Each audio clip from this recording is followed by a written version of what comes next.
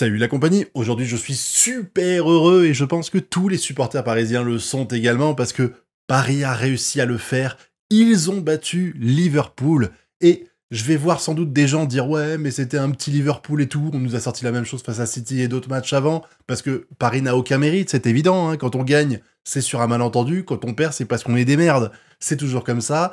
Là, on affrontait une équipe de Liverpool qui a gagné 1-0 au match aller, sur une prestation en plus hyper frustrante parce que Paris a vraiment dominé tous les compartiments de jeu pendant 85 minutes, et on se retrouve face à une équipe de Liverpool qui est, pour moi actuellement, la meilleure au monde, hein, qui est première du championnat de Ligue 1 avec 15 fucking points d'avance. Ils ont mis 15 points au deuxième. Le championnat anglais, vous savez, le championnat le plus réputé du monde.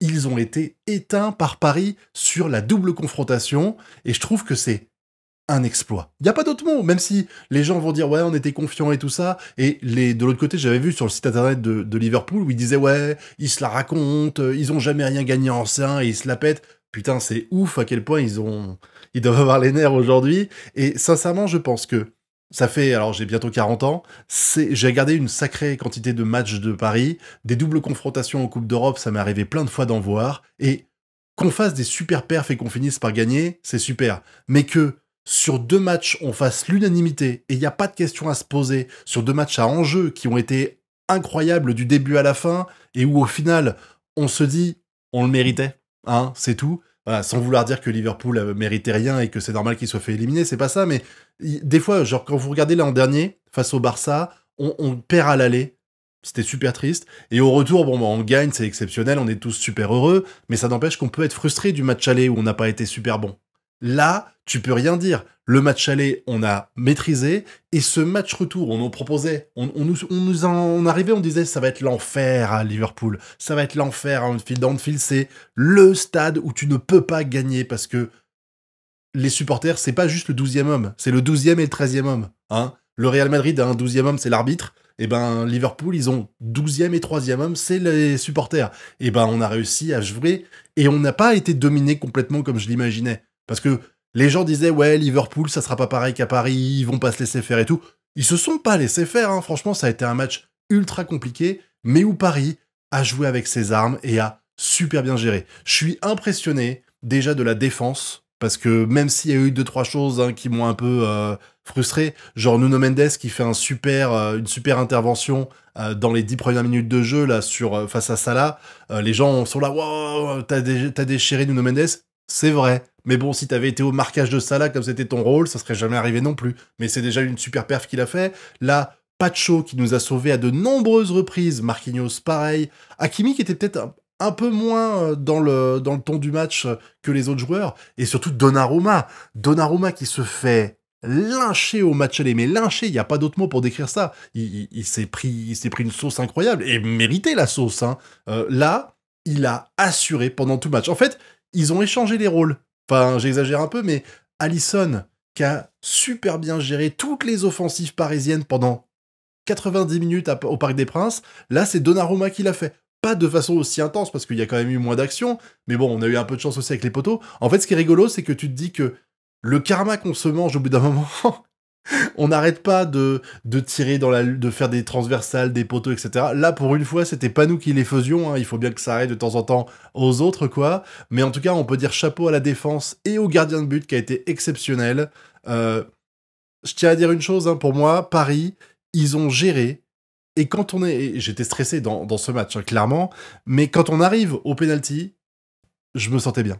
Je me sentais bien parce que Donnarumma, il est plutôt bon sur les penalties. En plus, il joue avec l'équipe d'Italie. L'Italie, ils savent pas gagner un match. Eux, l'Italie, ils blindent la défense, ils attendent les tirs au but et ils gagnent comme ça. Donc, j'exagère évidemment. Mais ce que je veux dire, c'est que je savais que Donnarumma avait des armes supérieures à celles d'Alisson pour réussir à aller au bout des tirs au but. C'est pour ça que on a cru qu'il était blessé à un moment donné, je me suis dit putain non. Parce que je crois qu'on était déjà à 1-0, et je me suis dit, s'il part et qu'on fait rentrer Safonov, ça va pas être la même. Et finalement, Donnarumma est resté, il a fait 2 arrêts magnifiques, il nous offre la qualification. GG à lui, c'était incroyable. Vraiment, Donnarumma, t'as réussi à éteindre les critiques qu'on avait fait au match avant, qui étaient méritées, hein, vraiment, mais t'as montré que t'avais du caractère et que tu savais faire face, et là, il a fait admirablement bien face, tout comme sa défense. Et pareil, le milieu de terrain, Vitinha et Neves, mais c'est incroyable, quoi. C'est juste dommage que Fabian Ruiz ait fait énormément d'erreurs, que ce soit des mauvaises passes ou même des fois un mauvais marquage. Hein. On a été en danger à plusieurs reprises parce qu'il marquait pas ses joueurs sur les corners. Mais en dehors de... Je pense que Fabian Ruiz a été le plus mauvais joueur sur le terrain. Et plus mauvais, c'est pas il a été nul à chier, c'est juste que l'équipe était tellement bonne dans l'ensemble. Et puis, est-ce qu'on va en parler de l'attaque? Parce que à part Barcola, qui est encore un petit peu timide et qui a un petit peu du mal, Dembélé et Kvara, mais putain, mais Kvara, c'est impressionnant. Dès qu'il a la balle, je suis serein. C'est juste ouf. Il a le ballon, je me dis, il va faire une dinguerie. C'est toujours ça. Je le connaissais pas avant qu'il signe au Paris Saint-Germain, et c'est fou à quel point il apporte de l'assurance, de la sérénité dans le match, quoi.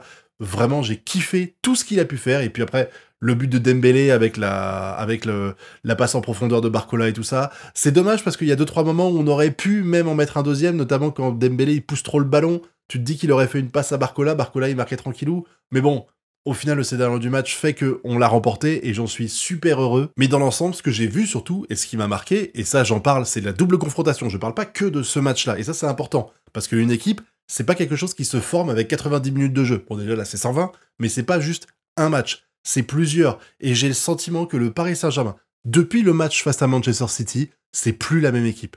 C'est une équipe qui est beaucoup plus... Alors, elle était déjà très bonne avant, mais en fait, j'ai l'impression qu'il manquait de réussite, et que la réussite, même si, bon, elle n'était pas là au match aller, mais ça n'empêche que la réussite, elle a l'air beaucoup plus présente aujourd'hui. J'ai l'impression qu'ils ont l'air de dominer le débat, de réussir à avoir l'ascendant sur le destin. Je sais pas si vous comprenez ce que je veux dire, mais j'ai vraiment le sentiment... Le truc dont parlait Luis Enrique depuis des mois et des mois, genre on va avoir une équipe, on a peut-être plus Mbappé qui met 40 buts par match, mais on aura 4 joueurs qui en mettront 12. Il est en train de faire taire les critiques. Il est en train de faire taire les critiques. Parce qu'aujourd'hui, on a éliminé un Liverpool incroyable. Un Liverpool qui a été extrêmement bon. Bon, sauf 2-3 joueurs, je trouve que, par exemple, c'est Jota, je sais pas comment on le prononce. L'attaquant, il a été un peu transparent dans le match. Et Mohamed Salah, c'était une salade, hein, c'était un légume aujourd'hui. Hein. Franchement, il n'a pas été impressionnant du tout. Est-ce que c'est parce que Nuno Mendes l'a complètement éteint? Oui et non, parce que je trouve qu'il il a fait 2-3 trucs bien, mais globalement, j'ai l'impression qu'il a fait beaucoup de mauvais choix. Hein. J'ai vu des gens en live me dire que le Ballon d'Or, il l'avait perdu aujourd'hui. Quand tu gagnes pas la C1, t'as peu de chances de gagner le Ballon d'Or, hein, clairement. Le gagnant du Ballon d'Or, parce que les gens parlent déjà de Dembélé Ballon d'Or et tout ça. Si Paris gagne la C1, oui, Dembélé Ballon d'Or, et encore. Aujourd'hui, je rappelle qu'il y a la Coupe du Monde des clubs qui aura lieu cet été, et qui, à mon avis, va peser également son pesant de cacahuètes dans la balance pour savoir qui est Ballon d'Or, mais en même temps, Ballon d'Or, bat les couilles. Bat les couilles, le Ballon d'Or, ça pue la merde, ça sert à rien, c'est nul à chier. Ce qui est important, c'est la C1. Ce qui est important, c'est ce qui se passe en ce moment. Ce qui est important, c'est ce qui est en train de se créer. Parce que là, ce match-là, je pense que j'ai rarement eu autant d'émotions dans une double confrontation que ce que j'ai eu pendant cette semaine. Entre le match d'aller et le match retour, là, c'était une dinguerie, avec une séance de penalty, même si j'étais plutôt serein, qui m'a quand même fait bien flipper, hein, voilà, et des actions de Liverpool qui étaient incroyables. Vraiment, j'ai eu le sentiment, je vous dis, des fois, on gagne des matchs. Des fois, on gagne des matchs et on se dit, ouais, on a géré, mais l'équipe en face était pas super bonne et tout ça. Là, on a eu une équipe de Liverpool. Pourquoi je veux dire Arsenal? On a une équipe de Liverpool qui a été bonne, qui a manqué de réussite, comme nous au match aller, hein, chacun son tour, mais qui n'a pas démérité, qui a fait tout ce qu'il fallait pour essayer de remporter le match et qui a montré que c'était une équipe phare du championnat anglais. C'est pas genre ils se sont trompés sur un match, ils ont pas été bons. Vous pouvez éventuellement dire ça dans le match aller, et encore, je trouve que le match aller, on les a éteints, mais ce match-là avec Liverpool, et t'as senti que plus le match durait, plus Liverpool cédait du terrain. Parce que, hormis 30 minutes où il y a eu une vraie domination de la part de Liverpool, il y a eu autre chose. Hein. En fait, ce que je veux dire par là, c'est que le match a été globalement équilibré, qu'il y a eu 30 minutes vraiment de full domination de Liverpool, mais dès qu'on arrive aux prolongations, c'est terminé. Liverpool, ils ont joué à 9 derrière, il y avait un attaquant sur un malentendu, s'ils pouvaient marquer comme au match aller, ça passait, mais ils ont joué à 9 joueurs à l'arrière, tu sentais qu'ils en pouvaient plus, qu'ils attendaient la fin du match, et c'est pour ça que j'étais serein à la fin, en fait. Je me suis dit, ce serait cool si on marque, on s'évite les tirs au but qui sont quand même ultra stressants, mais j'ai vraiment senti ce Paris Saint-Germain qui a dit, regardez, on est là. Tu sais, quand tu rentres dans le stade, il y a écrit This is Anfield. C'est je prononce très mal, mais en gros, c'est Anfield ici. Et bah là, c'était This is Paris Saint-Germain. This is Paris Saint-Germain, c'est tout. On est arrivé, on a fait, voilà.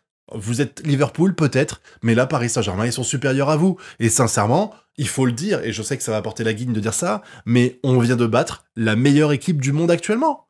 Même si sur ce match-là, c'était pas leur meilleure performance du monde, vous pouvez pas dire qu'ils ont été nuls à chier, vous pouvez pas dire qu'ils ont été mauvais, vous pouvez pas dire que l'équipe pue. Encore une fois, premier de Ligue 1, de Liga de championnat anglais, avec 15 points d'avance sur le deuxième. Putain, mais c'est juste une folie, ça. Et on arrive à les battre. Et on arrive à les battre sans que ce soit sur un malentendu avec un but à la 85e comme ils ont fait au match aller. Donc vraiment, tu peux le dire clairement, Paris fait partie des favoris. Paris, aujourd'hui, ils ont les armes pour aller au bout. Surtout que là, normalement, alors ça devrait être, c'est pas sûr encore, je crois, au moment où je fais cette vidéo, ça devrait être Aston Villa en quart de finale, pardon. Alors, franchement, faut clairement pas dire c'est du tout cuit, mais je veux dire, le challenge me paraît beaucoup moins haut que Liverpool.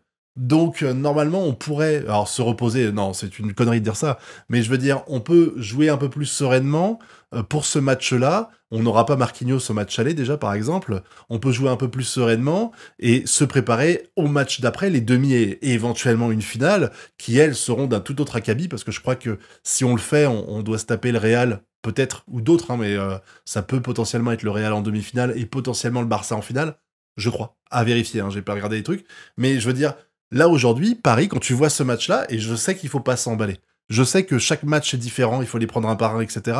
Mais quand tu vois la prestation de Paris depuis le début de la saison, et ce qu'ils sont en train de faire là, alors, je vais faire une parallèle que vous allez pas aimer, mais ça me rappelle le Leverkusen de l'an dernier. Le Leverkusen de l'an dernier, c'était l'an dernier, hein, où ils ont vraiment surclassé tout, ils ont été invaincus jusqu'à la, malheureusement, j'espère qu'on n'aura pas le même destin, jusqu'à la finale, je crois, de C3, c'est ça, qu'ils ont perdu, mais vraiment, ce Paris Saint-Germain-là, je le trouve impressionnant, incroyable, et je dis pas ça juste parce qu'on gagne contre Liverpool, parce que c'est vrai que quand on regarde les matchs, on sent depuis des mois et des mois que ça monte en puissance. Ça a pêché au début de la C1, clairement, il n'y a pas à dire, et j'étais le premier à critiquer ça, mais t'as l'impression en fait qu'il s'est passé un truc ces dernières semaines. Encore une fois, je pense que le match de City a été crucial pour ça, mais il s'est passé un truc depuis le match de City. Et des fois, c'est un peu comme les Coupes du Monde, vous savez, des fois, il y a un match qui change tout. Il y a un match qui fait que les joueurs ont le déclic, que ça les solidarise et tout ça. Et pour moi, le match de City a été l'élément déclencheur qui a façonner l'équipe. Elle était déjà là avant, mais elle était encore plus après, et on le voit aujourd'hui, cette équipe de Paris est un putain de rouleau compresseur qui peut aller partir gagner la C1, clairement. Je dis pas qu'ils vont la gagner, mais en tout cas, ils faisaient déjà partie des favoris avant, qu'on le veuille ou non, hein. Paris, ça reste quand même une équipe qui fait régulièrement des demi-finales de C1, et là, en fait, on peut se dire, voilà, ils ont posé les couilles sur la table, et ils ont dit, ok, on est là. On fait partie des favoris, on n'a pas à rougir devant un Real, un Barça, etc., on a dézingué Liverpool, les gars. Et on l'a pas dézingué sur un malentendu, sur un carton rouge fallacieux, etc. On les a battus avec nos armes. On a battu une équipe de Liverpool, encore une fois, j'allais dire Arsenal, qui a été très très bonne. On a juste été meilleurs, c'est tout. Liverpool était excellent, on a été meilleurs qu'eux. Point. Sur les deux rencontres. Voilà, c'est tout. N'hésitez pas à me dire ce que vous avez pensé de ce match-là, en tout cas dans la zone commentaire, mais moi, j'ai pris un pied pas possible tout au long du match. Le stress qui était là, mais à la fin la joie, et je vous dis en plus, même si j'étais stressé, un sentiment quand même de sérénitude, en tout cas à partir de la prolongation, parce qu'avant il y a eu des poteaux qui m'ont fait flipper, grave, mais bon voilà, super match de Paris, merci à tous d'avoir suivi cette vidéo jusqu'au bout, d'ailleurs n'hésitez pas, hein, même si vous avez rien à dire, mettez Donna Gout en commentaire, parce que vraiment il mérite, hein, on l'a pourri au match d'avant et c'était mérité, mais là on peut le dire clairement, il a fait une grosse partie de notre victoire, elle est due à lui, clairement, et ça fait plaisir de voir qu'il a enfin un match qui peut servir de référence en C1, parce que depuis qu'il est à Paris, j'ai pas l'impression qu'il y en avait véritablement un, et celui-là, ça peut être le déclic pour lui, tout comme pour moi, City a été le déclic pour l'équipe du Paris Saint-Germain en tout. Voilà, puis vous connaissez la chanson, le pouce bleu, l'abonnement et le partage. Quant à nous, on se retrouve très bientôt pour de nouvelles vidéos. Tchuss!